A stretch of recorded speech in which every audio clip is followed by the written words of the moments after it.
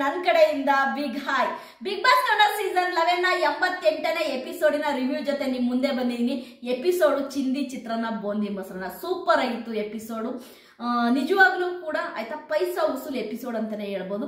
Nomination task ಅಂತೂ ನಮ್ಮ big boss ಅವರು ತುಂಬಾ ಚೆನ್ನಾಗಿ ಆಯ್ತಾ ರೆಡಿ ಮಾಡಿದ್ರು. ಎಕ್ಸಲೆಂಟ್ ನಾಮಿನೇಷನ್ ಟಾಸ್ಕ್ ತುಂಬಾ ಚೆನ್ನಾಗಿತ್ತು. ಓಕೆ, ಎಪಿಸೋಡಿಗೆ ಬರೋದಾದ್ರೆ ನಮ್ಮ ಏನು ಗೆಸ್ಟ್ಗಳಾಗಿದ್ದಂತಹ ಕಂಟೆಸ್ಟೆಂಟ್ಗಳು ತ್ರಿವಿಕ್ರಮ್ ಇರ್ಬೋದು, ರಜತ್, ಮೋಕ್ಷಿತಾ, ಅದೇ ರೀತಿ ನಮ್ಮ ಭವ್ಯಗೌಡ ಅವರು ಒಂದು ಪ್ಲ್ಯಾನ್ ಹಾಕ್ತಾರೆ ಬೆಡ್ ಮೇಲೆ ಕುತ್ಕೊಂಡು. ಏನಪ್ಪ ಅದು ಪ್ಲ್ಯಾನ್ ಅಂದರೆ, ಬೆಳಿಗ್ಗೆ ನಮ್ಮ ರೆಸಾರ್ಟ್ ಸ್ಟಾಫ್ಗಳು ಯಾರ್ಯಾರಿದ್ದಾರೆ ಅವ್ರದ್ದು ಬಟ್ಟೆನ ಕದ್ದಿಡಬೇಕು. ಯಾಕೆಂದರೆ ಅವ್ರಿಗೊಂದು ಹೋಟೆಲಿಗೆ ಅಂತ ಒಂದು ಡ್ರೆಸ್ ಕೋಡ್ ಇರುತ್ತೆ, ರೆಸಾರ್ಟಿಗೆ ಒಂದು ಡ್ರೆಸ್ ಕೋಡ್ ಇರುತ್ತೆ, ಅದನ್ನು ನಾವು ಕದ್ದಿಡೋಣ ಅಂತ ಹೇಳ್ಬಿಟ್ಟು ರಜತ್ ಮತ್ತು ತ್ರಿವಿಕ್ರಮ್ ಅವ್ರು ಪ್ಲ್ಯಾನ್ ಮಾಡ್ತಾರೆ. ಪ್ಲ್ಯಾನ್ ಮಾಡದಂತೆ ಆಯ್ತಾ ಬೆಳಗಿನ ಜಾವ ಬೇಗ ಎದ್ದಂತಹ ನಮ್ಮ ತ್ರಿವಿಕ್ರಮ್ ಅವರು ಬೇಗ ಎದ್ದು ಎಲ್ಲ ಬಟ್ಟೆಗಳನ್ನು ಕಲೆಕ್ಟ್ ಮಾಡಿ ನಮ್ಮ ಭವ್ಯಗೌಡನ ಹತ್ರ ಕೊಡ್ತಾರೆ. ನಮ್ಮ ಭವ್ಯಗೌಡ ಏನು ಮಾಡ್ತಾರಪ್ಪ ಅಂತಂದರೆ ಅದನ್ನ ತಗೊಂಡೋಗಿ ಅವ್ರು ಕ್ಯಾಪ್ಟನ್ ಆಗಿರೋದ್ರಿಂದ ಕ್ಯಾಪ್ಟನ್ ರೂಮ್ ಒಳಗಡೆ ಇಡ್ತಾರೆ. ಸೂಪರ್ ಆಗಿರುತ್ತೆ ಅದಂತೂ. ಆಮೇಲೆ ಬೆಳಿಗ್ಗೆ ಆಗುತ್ತೆ. ಬೆಳಿಗ್ಗೆ ಆದ ತಕ್ಷಣನೇ ನಮ್ಮ ಬಿಗ್ ಬಾಸ್ ಅವರು ಆಯ್ತಾ ಮತ್ತೆ ಈ ಏನಿದೆ ರೆಸಾರ್ಟ್ ಅಂದರೆ ಬಿಗ್ ಬಾಸ್ ರೆಸಾರ್ಟ್ ಏನಿದೆ ಮತ್ತೆ ಓಪನ್ ಆಗುತ್ತೆ. ಮತ್ತೆ ಓಪನ್ ಆದ ನಂತರ ಬಟ್ಟೆ ಇರಲ್ಲ ಪಾಪ ಅವರಿಗೆ, ಡ್ರೆಸ್ಸು ಹಾಕೋಣಕ್ಕೆ ಗೌತಮಿಗೆ ಮತ್ತು ಉಗ್ರ ಮಂಜು ಅವರಿಗೆ ಮತ್ತು ಚೈತ್ರ ಕುಂದಾಪುರ ಅವರಿಗೆ. ಆದರೂ ಕೂಡ ಅವರು ಅದು ಯಾವುದೋ ಒಂದು ಡ್ರೆಸ್ಸನ್ನು ಹಾಕೊಂಡು ಬರ್ತಾರೆ. ನಮ್ಮ ರಜತ್ ಅಯ್ಯೋ ಕ್ವಾಟ್ಲೆ ಕೊಡಬೇಕು, ಆದರೆ ಅಷ್ಟಿಷ್ಟಲ್ಲ, ರಜತ್ ಅಂತೂ ಭಯಂಕರ. ರಜತ್ತು ಮತ್ತು ಧನ್ರಾಜರು ನೆಕ್ಸ್ಟ್ ಲೆವೆಲ್ ಕ್ವಾಟ್ಲೆ ಕೊಡ್ತಾರೆ. ಏನಾಯ್ತು ನಿಮ್ಮ ಡ್ರೆಸ್ ಏನಾಯ್ತು, ನಿನ್ನೆ ಹಾಕೊಂಡಿದ್ರಲ್ಲ ಆ ಡ್ರೆಸ್ ಹಾಕೊಂಡು ಬನ್ನಿ ಅಂತಾರೆ. ಅದೇ ರೀತಿ ಧನ್ರಾಜ್ ಅವರು ಪಾಪ ನಮ್ಮ ಮಂಜು ಹಾರ್ಲಿಕ್ಸ್ ತಗೊಂಡು ಲಿಫ್ಟ್ ಕೆಳಗೆ ಬರ್ತಾರೆ. ಅದಂತೂ ಸಖತ್ ಫನ್ನಿ ಆಗಿತ್ತು. ತುಂಬ ಚೆನ್ನಾಗಿ ಫನ್ ಮಾಡ್ತಾರೆ ಎಲ್ಲರೂ ಆಯ್ತಾ. ಎಷ್ಟು ಕ್ವಾಟ್ಲೆ ಕೊಡ್ಬೇಕು ಅಷ್ಟು ಕ್ವಾಟ್ಲೆ ಕೊಡ್ತಾರೆ. ನಿಜವಾಗ್ಲೂ ರೆಸಾರ್ಟ್ ಸ್ಟಾಪ್ ಆಗಿದ್ದಂತಹ ನಮ್ಮ ಗೌತಮಿ, ಉಗ್ರ ಮಂಜು, ಐಶ್ವರ್ಯ, ಚೈತ್ರ ಕುಂದಾಪುರ, ಹನುಮಂತು ಅವ್ರು ಸುಸ್ತಾದಂತಲೇ ಹೇಳ್ಬೋದು. ನಮ್ಮ ಈ ರಜತ್ ಧನ್ರಾಜ್ ಕೊಟ್ಟಂತಹ ಕ್ವಾಟ್ಲೆಗೆ ಅವರಂತೂ ಸುಸ್ತಾಗೋಗ್ಬಿಟ್ರು. ಸುಸ್ತಾದ್ರು ಅನ್ನೋದಕ್ಕಿಂತ ಅವ್ರು ಟಯರ್ಡೇ ಆಗೋಗ್ಬಿಟ್ರು. ತುಂಬ ಚೆನ್ನಾಗಿ ಆಯ್ತಾ ಏನೊಂದು ಈ ರೆಸಾರ್ಟ್ ಅನ್ನೋ ಗೇಮನ್ನು ನಮ್ಮ ಬಿಗ್ ಬಾಸ್ ಅವ್ರು ಏನು ಕೊಟ್ಟಿದ್ರು ಎಲ್ಲರೂ ಕೂಡ ತುಂಬ ಚೆನ್ನಾಗಿ ನಿರ್ವಹಿಸಿದ್ರು, ತುಂಬ ಚೆನ್ನಾಗಿ ಮಾಡಿದ್ರು. ಅವ್ರವ್ರ ಶ್ರಮ ಅವ್ರು ಹಾಕಿದ್ದಾರೆ ಅಂತೀನಿ. ಅದು ಉಗ್ರ ಮಂಜು ಆಗಿರ್ಬೋದು, ಚೈತ್ರ ಕುಂದಾಪುರ ಆಗಿರ್ಬೋದು, ಗೌತಮಿ ಆಗಿರ್ಬೋದು, ಎಲ್ಲರೂ ಕೂಡ ಸ್ಟಾಫ್ ಆಗಿ ಹನುಮಂತು ಆಗಿರ್ಬೋದು ಅವರವರು ಒಂದು ಆಯ್ತಾ 100% ಅವ್ರು ಕೊಟ್ಟಿದ್ದಾರೆ ಅಂತಲೇ ಹೇಳ್ಬೋದು. ಐಶ್ವರ್ಯ ಕೂಡ ಅವ್ರದ್ದು 100% ಅವ್ರು ಕೊಟ್ಟಿದ್ದಾರೆ. ಅದೇ ರೀತಿ ಏನು ಗೆಸ್ಟ್ ಆಗಿದ್ದಂತಹ ನಮ್ಮ ರಜತ್ತು, ಮೋಕ್ಷಿತಾ ಮತ್ತು ತ್ರಿವಿಕ್ರಮ್, ಭವ್ಯಗೌಡ, ಧನ್ರಾಜು ಅವರು ಕೂಡ ನೆಕ್ಸ್ಟ್ ಲೆವೆಲಲ್ಲಿ ಕೊಟ್ಟಿದ್ದಾರೆ ಅಂತಲೇ ಹೇಳ್ಬೋದು. ಸೂಪರಾಗಿ ಎಂಟರ್ಟೈನ್ಮೆಂಟ್ ಕೊಟ್ಟಿದ್ದಾರೆ ನೋಡುವಂಥ ಪ್ರೇಕ್ಷಕರಿಗೆ. ಅದು ಕೂಡ ಒಂದು ರಾತ್ರಿ ಒಂದು ಸೀನ್ ನಡೆಯುತ್ತೆ. ಹೊರಗಡೆ ಒಂದು ಡಿನ್ನರ್ ಟೇಬಲಲ್ಲಿ ಕೂತಿರ್ತಾರೆ ಎಲ್ಲರೂ, ಮೋಕ್ಷಿತಾ, ತ್ರಿವಿಕ್ರಮ್, ರಜತ್, ಅದೇ ರೀತಿ ಧನ್ರಾಜು, ಭವ್ಯಗೌಡ, ನಮ್ಮ ಉಗ್ರ ಮಂಜು ಅವರು ಸರ್ವ್ ಮಾಡ್ತಾ ಇರ್ತಾರೆ, ನಮ್ಮ ಐಶ್ವರ್ಯ ಅವರು ಕುಕ್ ಮಾಡ್ತಾ ಇರ್ತಾರೆ. ಏನೋ ತರತ್ತಿಗೆ ಏನೋ ಒಂದು ಗಾಳಿಲೋ ಏನೋ ಒಂದು ಹುಳ ಬಂದು ಬಿಟ್ಟಿರುತ್ತೆ. ಅಯ್ಯೋ ಅವರು ಮಾಡೋದಿದೆಯಲ್ಲ ದೇವ್ರೆ, ಸೂಟ್ ಕೇಸ್ ತಗೊಂಡೆ ಹೊರಟ್ಬಿಡ್ತಾರೆ. ರಜತ್ ಅವ್ರದೊಂದು ಹೇಳ್ತಾರೆ ಏನು ಗೊತ್ತಾ, ಅಯ್ಯೋ ಬಾಗಿಲು ತೆಗಿಬೇಡಿ ನಾನು ಹೋಗಲ್ಲ, ಬಾಗಿಲು ತೆಗಿಬೇಡಿ ನಾನು ಹೋಗಲ್ಲ, ಅಲ್ಲ ಬಾಗಿಲು ತೆಗಿಬೇಡಿ ನಾನು ಹೋಗ್ತೀನಿ, ಬಾಗಿಲು ತೆಗಿಬೇಡಿ ನಾನು ಹೋಗ್ತೀನಿ. ಅದಕ್ಕಂತೂ ನಮ್ಮ ಮಕ್ಕಳು ಎಲ್ಲ ಬಿದ್ದು ನಕ್ಬಿಟ್ರು. ಅಂದರೆ ಯಾರಾದ್ರೂ ಹೇಳೋರು ಏನಂತ ಹೇಳ್ತಾರೆ ಇಲ್ಲಿ, ಬಾಗಿಲು ತೆಗಿ ನಾನು ಹೋಗ್ತೀನಿ ಅಂತ ಹೇಳ್ತಾರೆ ತಾನೆ ರಜತ್ ಅವರು. ಅಯ್ಯೋ ಬಾಗಿಲು ತೆಗಿಬೇಡಿ ನಾನು ಹೋಗ್ತೀನಿ, ಬಾಗಿಲು ತೆಗಿಬೇಡಿ ನಾನು ಹೋಗ್ತೀನಿ. ಸೂಪರ್ ಆಯಿತು. ಸಖತ್ ಕಾಮಿಡಿ ಮಾಡಿದ್ರು, ಸಖತ್. ಅದು ನಮ್ಮ ತ್ರಿವಿಕ್ರಮ್ ಅವರಾಗಿರ್ಬೋದು, ಮೋಕ್ಷಿತಾ, ಉಗ್ರಂ ಮಂಜು ಅವರು ಆಯಿತಾ ಹಾರ್ಲಿಕ್ಸ್ ತಂದು ಕೊಟ್ಟ, ಇದು ಬಿಸಿ ಇಲ್ಲ ಆಯಿತಾ, ಇದಕ್ಕೆ ಹಾರ್ಲಿಕ್ಸ್ ತಗೊಂಬಂದು ಕೊಡಿ, ನಮ್ಮ ಎದುರುಗಡೆನೇ ಹಾರ್ಲಿಕ್ಸ್ ಹಾಕಿ ಆಯಿತಾ, ಸಕ್ಕರೆ ಕಮ್ಮಿ ಇದೆ ಸಕ್ಕರೆ ಜಾಸ್ತಿ ಹಾಕಿ, ಒಂಥರ ಗೋಳೈಕೊಂಡ್ಬಿಟ್ರು. ರೆಸಾರ್ಟ್ ಸ್ಟಾಫ್ಗಳನ್ನ ನಿಜವಾಗ್ಲೂ ಒಂದು ಲೆವೆಲ್ಲಿಗೆ ಸುಸ್ತು ಮಾಡಿಟ್ರು ಅಂತಲೇ ಹೇಳ್ಬೋದು. ಆಮೇಲೆ ನಮ್ಮ ಬಿಗ್ ಬಾಸ್ ಅವ್ರು ಹೇಳ್ತಾರೆ ಸ್ಟಾರ್ಗಳು ಕೊಡೋಕ್ಕೆ ಹೇಳ್ತಾರೆ. ಸ್ಟಾರ್ಗಳು ಕೊಡೋಕ್ಕೆ ಹೇಳಿದಾಗ ಆಲ್ಮೋಸ್ಟು ಆಯಿತಾ ನಮ್ಮ ಉಗ್ರ ಮಂಜು ಅವರಿಗೆ ತುಂಬ ಸ್ಟಾರ್ಸ್ ಬರುತ್ತೆ, ಅವರೇ ಹೈಯೆಸ್ಟ್ ಸ್ಟಾರ್ನ ಪಡಿತಾರೆ. ಅದಾದ ನಂತರ ನಮ್ಮ ಬಿಗ್ ಬಾಸ್ ಹೇಳ್ತಾರೆ ಏನು ಈ ಬಿಗ್ ಬಾಸ್ ರೆಸಾರ್ಟ್ ಟಾಸ್ಕ್ ಇಲ್ಲಿಗೆ ಮುಕ್ತಾಯವಾಗಿದೆ, ನಿಮ್ಮ ಡ್ರೆಸ್ಗಳನ್ನೆಲ್ಲ ಸ್ಟೋರ್ ರೂಮಿಗೆ ಇಡಿ ಅಂತ ಸ್ಟಾಫ್ಗಳಿಗೆ ಹೇಳ್ತಾರೆ. ಎಲ್ಲ ಸ್ಟೋರ್ ರೂಮಿಗೆ ಇಡ್ತಾರೆ. ಆ ಸ್ಟೋರ್ ರೂಮಿಗೆ ಇಟ್ಟಾದ ನಂತರ ಸ್ಟಾರ್ಟ್ ಆಗೋದೆ ಈ ವೀಕಿನ ನಾಮಿನೇಷನ್ ಟಾಸ್ಕ್ ಸ್ಟಾರ್ಟ್ ಆಗುತ್ತೆ. ನನಗೆ ಯಾಕೆ ಅಂತ ಗೊತ್ತಿಲ್ಲ ಸ್ನೇಹಿತರೆ. ಇವತ್ತು ಆಯಿತಾ. ಗುರುವಾರ ಇನ್ನು ಒಂದೇ ದಿನ ಇರೋದು. ಈಗ ಒಂದು ನಾಮಿನೇಷನ್ ಮಾಡಿ ಆಯಿತಾ, ಸ್ಪರ್ಧಿಗಳು ನಾಮಿನೇಟ್ ಆಗಿರೋರಿಗೆ ವೋಟ್ ಹಾಕೋ ಪ್ರೋಸೆಸ್ ಹೇಗಿರುತ್ತೆ ಅಂತ ನಂಗೆ ಅರ್ಥ ಆಗ್ತಾ ಇಲ್ಲ. ಯಾಕೆಂದರೆ ಪ್ರತಿ ವೀಕು ಹೆಂಗೆ ನಡೆಯುತ್ತೆ ಅಂದರೆ, ಇಲ್ಲ ಮಂಡೇ ನಡೆಯುತ್ತೆ ಗೊತ್ತಿಲ್ಲ ನನಗೆ. ಬೇರೆ ಸೀಸನ್ಗಳಲ್ಲೆಲ್ಲ ಮಂಡೇನೇ ಮುಗಿದ್ಬಿಡೋದು. ಮಂಡೇ ಬಂದರೆ ಮಂಡೇನೇ ಎಲಿಮಿನೇಷನ್ ಟಾಸ್ಕ್ ಅನ್ನೋದು, ಸಾರಿ ನಾಮಿನೇಷನ್ ಟಾಸ್ಕ್ ಏನಿದೆ ಅದು ಮಂಡೇನೇ ಮುಗಿದ್ಬಿಡೋದು. ಬಟ್ ಯಾಕೋ ಈ ಸೀಸನಲ್ಲಿ ಗುರುವಾರ ಆದ್ರೂ ನಿನ್ನ ನಾಮಿನೇಷನ್ ಟಾಸ್ಕ್ ನಡೀತಾನೆ ಇರುತ್ತೆ. ಇವತ್ತು ನಾಮಿನೇಷನ್ ನಡೆದಿದೆ, ನಿನ್ನ ಒಂದೇ ದಿನ ಇರೋದು ವೋಟ್ ಹಾಕೋಕ್ಕೆ. ಒಂದು ದಿನದಲ್ಲಿ ಯಾರಿಗೆ ಹೆಂಗೆ ವೋಟ್ ಹಾಕ್ತಾರೆ ಅಂತ ಗೊತ್ತಿಲ್ಲ. ನನಗೆ ಸಿಕ್ಕ ಒಂದು ಮಾಹಿತಿ ಪ್ರಕಾರವಾಗಿ ನೆಕ್ಸ್ಟ್ ವೀಕು ಪೇರೆಂಟ್ಸ್ ಅಂದರೆ ಫ್ಯಾಮಿಲಿ ವೀಕ್ ಆಗಿರೋದ್ರಿಂದ ಮಿಡ್ಲ್ ವೀಕ್ ಎಲೆಕ್ಷನ್ ಇದೆ, ಸಾರಿ ಮಿಡಲ್ ವೀಕ್ ಎಲಿಮಿನೇಷನ್ ಇದೆ ಅಂತೇಳಿ. ಮಿಡಲ್ ವೀಕ್ ಎಲಿಮಿನೇಷನ್ ಮೀನ್ಸ್ ಮಧ್ಯದಲ್ಲಿ ಒಬ್ಬರು ಹೋಗ್ತಾರೆ ಎಲಿಮಿನೇಟ್ ಆಗಿ. ಸ್ಯಾಟರ್ಡೆ ಎಲಿಮಿನೇಟ್ ಆಗಲ್ಲ, ಅಂದರೆ ಸ್ಯಾಟರ್ಡೆ ಸಂಡೇ ಬರುತ್ತಲ್ಲ ಆ ಹೊತ್ತು ಎಲಿಮಿನೇಟ್ ಆಗಲ್ಲ. ಆ ಸ್ಪರ್ಧಿ ಬಂದುಬಿಟ್ಟು ಮಿಡಲ್ ವೀಕಲ್ಲಿ ಎಲಿಮಿನೇಟ್ ಆಗ್ತಾರೆ ಅಂತ ಒಂದು ಮಾಹಿತಿ ಇದೆ, ಗೊತ್ತಿಲ್ಲ, ನೋಡೋಣ.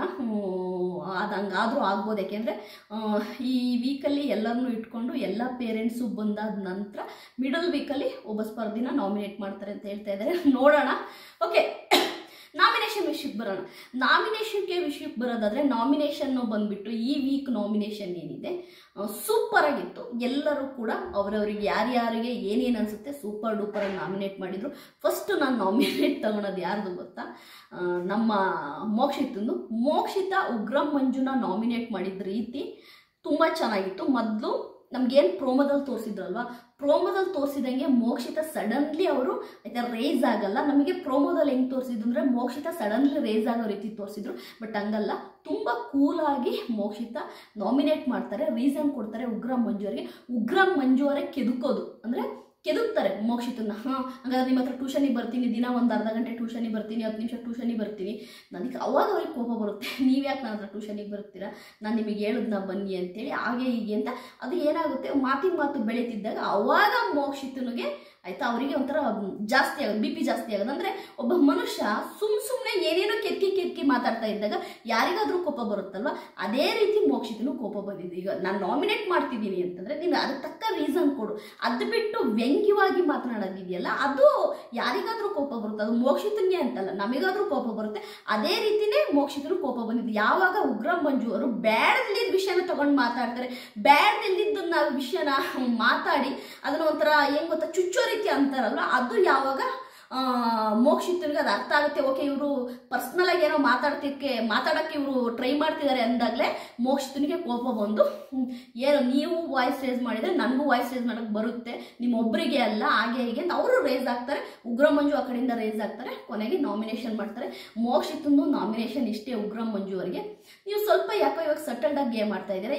ನೀವು ಏನು ಈ ವೀಕಲ್ಲಿ ಟಾಸ್ಕಲ್ಲಿ ಅಂತ ಏನು ನಿಮ್ಮದು ಇದಿರಲಿಲ್ಲ ನಿಮ್ಮದು ಅನ್ನೋದಕ್ಕೋಸ್ಕರವಾಗಿ ತುಂಬ ನಾವು ನೋಡಿದ್ದು ಉಗ್ರಂ ಮಂಜು ಬೇರೆ, ನೀವು ಈ ವೀಕಲ್ಲಿ ಸ್ವಲ್ಪ ಸಟಲ್ಡಾಗಿ ಗೇಮ್ ಮಾಡಿದ್ರಿ ಅಂತ ಅನಿಸ್ತಾ ಇದೆ. ಹಾಗಾಗಿ ನಾನು ನಿಮ್ಮನ್ನು ನಾಮಿನೇಷನ್ ಮಾಡ್ತಿದ್ದೀನಿ ಅಂತ ಅವ್ರು ತುಂಬ ಸಿಂಪಲ್ಲಾಗಿ ಹೇಳ್ತಾರೆ. ಬಟ್ ಆ ಸಿಂಪಲ್ಲಾಗಿ ಹೇಳಿದ್ದನ್ನು ಕೂಡ ಕಾಂಪ್ಲಿಕೇಟ್ ಆಗಿ ಆನ್ಸರ್ ಮಾಡುವಂತಹ ಉಗ್ರಂ ಮಂಜು ಅವರಿಗೆ ಇದು ಬೇಕು ನಿನ್ನೂ ಬೇಕು ಅಂತೀನಿ. ಓಕೆ, ಮೋಕ್ಷಿತ್ ಅವರ ನೆಕ್ಸ್ಟ್ ನಾಮಿನೇಷನ್ ಯಾರಪ್ಪ ಅಂತಂದರೆ ಹನುಮಂತು ಯಾಕೆ ನಾಮಿನೇಟ್ ಮಾಡ್ತಾರೆ ಮೋಕ್ಷಿತ್ ಅವರು ಅಂದರೆ ಕಾರಣ ಇಷ್ಟೇ, ಹೈಜೆನಿಕ್ ಆಗಿಲ್ಲ ಹನುಮಂತು ಅನ್ನೋದು. ಹೈಜೆನಿಕ್ ಆಗಿಲ್ಲ ಅಂದರೆ ಕೊಟ್ಟಂಥ ಕೆಲಸವ ಒಬ್ಬ ಹೋಟೆಲ್ ಸ್ಟಾಪ್ ಆಗಿ ಅದನ್ನು ಹೇಗೆ ಸರ್ವ್ ಮಾಡಬೇಕು ಅನ್ನೋದು ಗೊತ್ತಿಲ್ಲ, ಒಂದು ಹೇಗೆ ಕ್ಲೀನ್ ಮಾಡ್ಕೋಬೇಕು ಅಂತ ಗೊತ್ತಿಲ್ಲ, ಎಲ್ಲದಲ್ಲ ಅಲ್ಲಲ್ಲೇ ಬಿಡೋರು. ಹಾಗಾಗಿ ಹನುಮಂತನ ನಾನು ನಾಮಿನೇಷನ್ ಮಾಡ್ತಾ ಇದ್ದೀನಿ ಎದುರು. ಮೋಕ್ಷಿತ್ ಅವರ 2 ನಾಮಿನೇಷನ್, ಒಂದು ಉಗ್ರಂ ಮಂಜು ಮತ್ತು ಒಂದು ಹನುಮಂತು. ಉಗ್ರಂ ಮಂಜು ಹನುಮಂತು ನಮ್ಮ ಮೋಕ್ಷಿತ್ ಅವರ ನಾಮಿನೇಷನ್. ಓಕೆ, ಎರಡನೇದು ಗೌತಮಿಯವರು ಮೋಕ್ಷಿತನ್ನ ನಾಮಿನೇಟ್ ಮಾಡೋಕ್ಕೆ ಮೇನ್ ಕಾರಣ ಏನು ಅಂತಂದರೆ, ಯಾವಾಗ ಮೋಕ್ಷಿತ ಉಗ್ರಂ ಮಂಜುನ ನಾಮಿನೇಟ್ ಮಾಡ್ತಾರೆ ಅದನ್ನು ತಡ್ಕೊಳಕ್ಕಾಗದಂತಹ ಗೌತಮಿಯರು ಮೋಕ್ಷಿತನ ನಾಮಿನೇಟ್ ಮಾಡ್ತಾರೆ. ಕೊಟ್ಟಿದ್ದ ಕಾರಣನೇ ಕೊಟ್ಟು ಅಚ್ಚೆ ವೀಕಲ್ಲಿ ಏನು ಕಾರಣ ಕೊಟ್ಟಿದ್ರು ಅದೇ ಕಾರಣ ಕೊಟ್ಟು ಮೋಕ್ಷಿತನ ನಾಮಿನೇಟ್ ಮಾಡ್ತಾರೆ.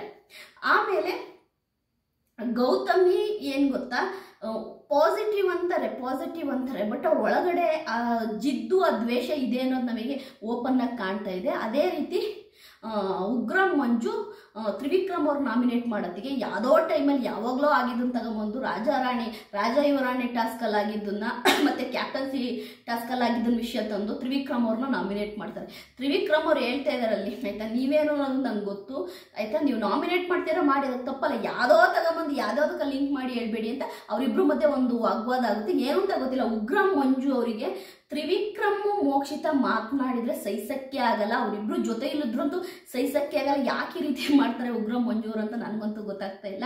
ಓಕೆ, ಉಗ್ರಂ ಮಂಜು ಅವ್ರದ್ದು ಧನ್ರಾಜ್ ಮತ್ತು ತ್ರಿವಿಕ್ರಮ್ ಅವರು 2 ನಾಮಿನೇಷನ್ನ ನಮ್ಮ ಉಗ್ರಂ ಮಂಜು ಅವರು ಮಾಡ್ತಾರೆ. ಅದೇ ರೀತಿ ನಮ್ಮ ಭವ್ಯಗೌಡ ನೇರವಾಗಿ ನಾಮಿನೇಟ್ ಮಾಡೋದು ಯಾರನ್ನ ಅಂದರೆ ಐಶ್ವರ್ಯ ಅವ್ರನ್ನ ನೇರವಾಗಿ ನಾಮಿನೇಟ್ ಮಾಡ್ತಾರೆ. ಯಾಕೆ ಅಂತಂದರೆ ಐಶ್ವರ್ಯ ಮತ್ತು ಭವ್ಯಗೌಡನಿಗೆ ಏನೋ ಒಂದು ಮಿಸ್ಅಂಡರ್ಸ್ಟ್ಯಾಂಡಿಂಗ್ ಆಗಿರುತ್ತೆ. ಅವಾಗಿಂದನೂ ಕೂಡ ಅವರು ಐಶ್ವರ್ಯ ಅವ್ರನ್ನ ನಾಮಿನೇಟ್ ಮಾಡ್ತಾನೆ ಬರ್ತಾ ಇದ್ದಾರೆ. ಕಾರಣ ಇಷ್ಟೇ ಆಯಿತಾ, ನೀವು ಮುಂದೊಂದು ಮಾತಾಡ್ತೀರ ಮತ್ತು ಎಲ್ಲ ಕಡೆಯೂ ನಿಮ್ಮದು ವಾದನೇ ಇರುತ್ತೆ. ನಾವು ಹೇಳೋದನ್ನು ಕೇಳಲ್ಲ, ನೀವು ಹೇಳೋದನ್ನು ನಾವು ಕೇಳಬೇಕು ಅನ್ನೋದು ನಮ್ಮ ಭವ್ಯಗೌಡರ ವಾದ. ನೇರವಾಗಿ ನಮ್ಮ ಐಶ್ವರ್ಯ ಅವ್ರನ್ನ ನಾಮಿನೇಟ್ ಮಾಡ್ತಾರೆ. ಅದಲ್ಲದೆ ನಮ್ಮ ಯಾರು ರಜತ್ ಅವರು ಚೈತ್ರ ಕುಂದಾಪುರವ್ರನ್ನ ಅಕ್ಕ ನೀನು ಹೋಗಕ್ಕ ಹೊರಗಡೆ ಅಂತೇಳಿ ಚೈತ್ರ ಕುಂದಾಪುರ ಅವ್ರನ್ನ ನಾಮಿನೇಟ್ ಮಾಡ್ತಾರೆ. ಅದೇ ರೀತಿ ನಮ್ಮ ರಜತ್ ಅವ್ರನ್ನ ಇನ್ನೊಂದು ಆಯ್ಕೆ ಬಂದ್ಬಿಟ್ಟು ಗೌತಮಿ ಮತ್ತು ಚೈತ್ರ ಕುಂದಾಪುರ ಅವ್ರನ್ನ ನಮ್ಮ ರಜತ್ ಅವ್ರು ನಾಮಿನೇಟ್ ಮಾಡ್ತಾರೆ. ಅದೇ ರೀತಿ ನಮ್ಮ ತ್ರಿವಿಕ್ರಮ್ ಅವ್ರ ನಾಮಿನೇಷನ್ ಯಾರ್ಯಾರು ಅಂತಂದರೆ ಹನುಮಂತು ಮತ್ತು ಗೌತಮಿ ಮತ್ತು ಹನುಮಂತನ್ನ ನಾಮಿನೇಟ್ ಮಾಡ್ತಾರೆ. ನಮ್ಮ ತ್ರಿವಿಕ್ರಮ ಕೊಡೋ ಕಾರಣನೂ ಇಷ್ಟೇ, ಹನುಮಂತು ಬಗ್ಗೆ ಕ್ಲೀನಾಗಿರಲಿಲ್ಲ. ಸೇಮ್ ಮೋಕ್ಷಿತಾ ಏನು ಕೊಟ್ಟರು ಅದೇ ಒಂದು ಕಾರಣನ ಕೊಡ್ತಾರೆ. ಗೌತಮಿನೂ ಅದೇನೆ, ಅಂದರೆ ನೀವು ಮ್ಯಾನೇಜರಾಗಿ ಸರಿಯಾಗಿ ನಡ್ಕೊಳ್ಳಿಲ್ಲ ಅಂತೇಳಿ. ಅದೇ ರೀತಿ ಇವತ್ತಿನ ನಾಮಿನೇಷನಲ್ಲಿ ಆಯಿತಾ ಯಾರ್ಯಾರು ಆಗಿದ್ದಾರೆ ಅಂತ ನೋಡಿದ್ರೆ ಐಶ್ವರ್ಯ ನಾಮಿನೇಟ್ ಮಾಡೋದು ಯಾರನ್ನಪ್ಪ ಅಂತಂದರೆ ನಮ್ಮ ತ್ರಿವಿಕ್ರಮ್ ಅವ್ರು ನಾಮಿನೇಟ್ ಮಾಡ್ತಾರೆ. ಅದು ಹಂಗೆ ನಡೀತಾ ಇದೆ. ಅವ್ರದ್ದು ಆ ಕೋಲ್ಡ್ ವಾರು ಅನ್ನೋದೇನಿದೆ, ಆ ಕೋಲ್ಡ್ ವಾರ್ ನಿಲ್ತಾನೆ ಇಲ್ಲ, ಅದೇ ರೀತಿ ಮುಂದುವರಿತಾನೆ ಇದೆ.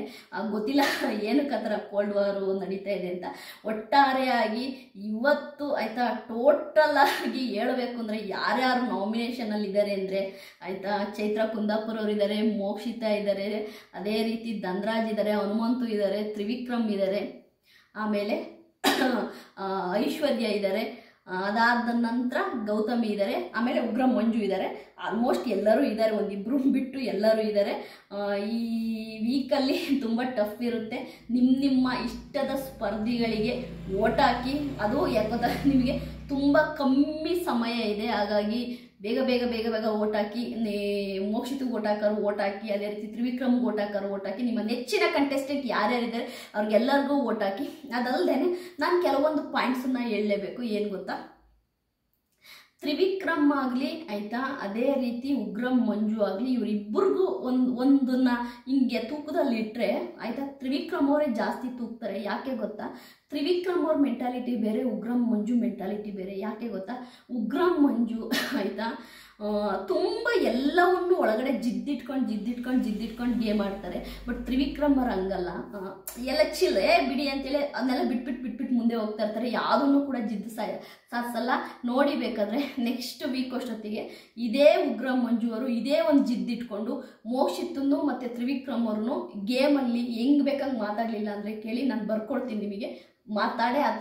ಮಾತಾಡ್ತಾರೆ. ಈ ವೀಕ್ಲಿ ಟಾಸ್ಕ್ ಮುಗೀತು. ಏನು ಬಿಗ್ ಬಾಸ್ ರೆಸಾರ್ಟ್ ಅಂತ ಏನಿತ್ತಲ್ಲ, ಆ ವೀಕ್ಲಿ ಟಾಸ್ಕ್ ಮುಗಿದಿದೆ.